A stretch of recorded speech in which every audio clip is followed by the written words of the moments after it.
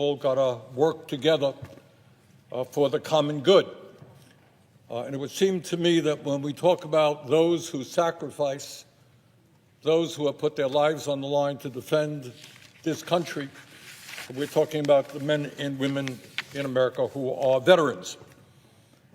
And yet, what we have seen in the last month from the President and from Elon Musk is a chainsaw approach to essentially destroy the Veterans Administration.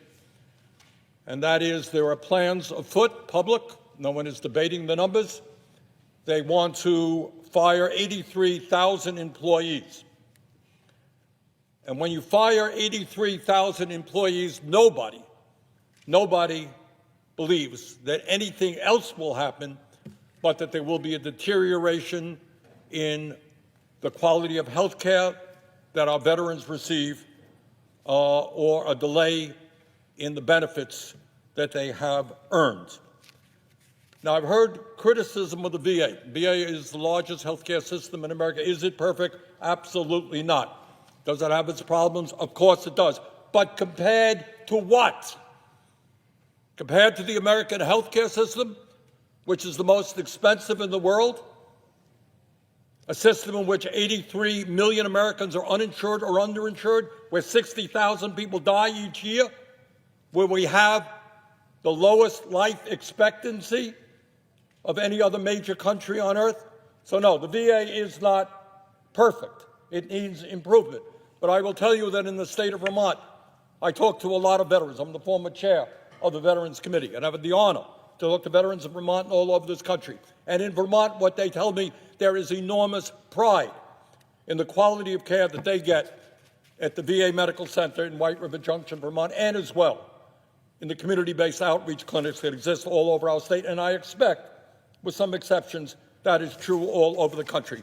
Bottom line is, veterans appreciate the care that they get at the VA. Want it improved, but they appreciate it, and they do not believe that there should be massive cuts to the Veterans Administration.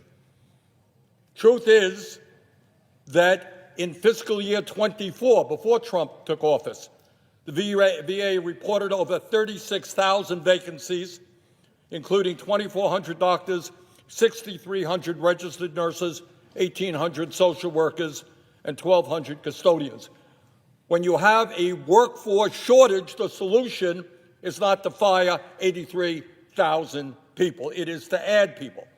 It's to make sure you know where your workforce is going, that you have quality people, but you don't lay off 83,000 people. That's not just my view. It would seem to me that before you take a chainsaw to the Veterans Administration, you might want to talk to the veterans organizations and see what they think about it. The Veterans of Foreign Wars, the VFW, said, quote, "We call upon VA to reconsider its planned reduction of 83,000 employees and thoroughly review any proposed cuts prior to rolling out further announcements like this," end quote. Paralyzed Veterans of America said that they are, quote, "deeply troubled by actions being taken in Washington, D.C. that are already having a detrimental impact on the services that veterans with spinal cord injuries and diseases like ALS and MS rely upon," end quote. The Disabled American Veterans, the DAV, said, quote, "We are extremely concerned about the leaked proposal to arbitrarily eliminate 80,000 VA employees," end of quote. That is what some of the major veterans organizations are saying, and I've talked to virtually all of the veterans organizations, and they are deeply, deeply, deeply concerned about the cuts that we have seen and the cuts that Musk is proposing. So, Madam President, this is not a difficult issue. Everybody here wants to make the VA more efficient. The way you do that is to come up with some plans. You work with the Veterans Committee, and you see how we can make the VA more efficient. Nobody in their right mind thinks that just firing 83,000 people is the way to go. And let me be very clear. Mr. Musk has made it public that he thinks that we should privatize anything that can be privatized. There are people, not all, people in the Republican Party who eventually want to privatize Social Security. We're looking at $880 billion in cuts in Medicaid to dismantle that very important health care organization. And if anybody thinks that the laying off of 83,000 employees of the VA, the lowering of quality care that our veterans will receive, is not a prelude to the movement to privatize the VA, you would be surely mistaken.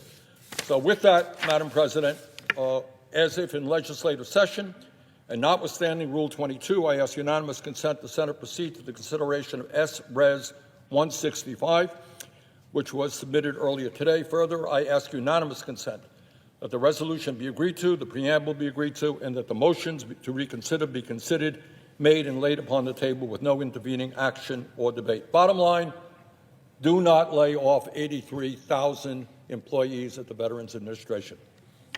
The senator from Vermont. I am not aware that in the so-called mandate of President Trump, and by the way, he got millions of votes less than Joe Biden got 4 years previously, I don't recall that during the campaign, Trump went around the country saying, hey, elect me, I'm going to lay off 83,000 workers at the Veterans Administration. Yes, we all want the VA to operate more efficiently. But the idea that you can lay off 83,000 employees and make that happen is absurd. The truth is, again, before Trump took office, we had a significant shortage in the number of doctors, nurses, mental health counselors, and other practitioners. So it is disturbing to me that anyone who claims to be supporting veterans in this country and the sacrifices they have made would object to this amendment, this resolution. And with that, I would yield the floor.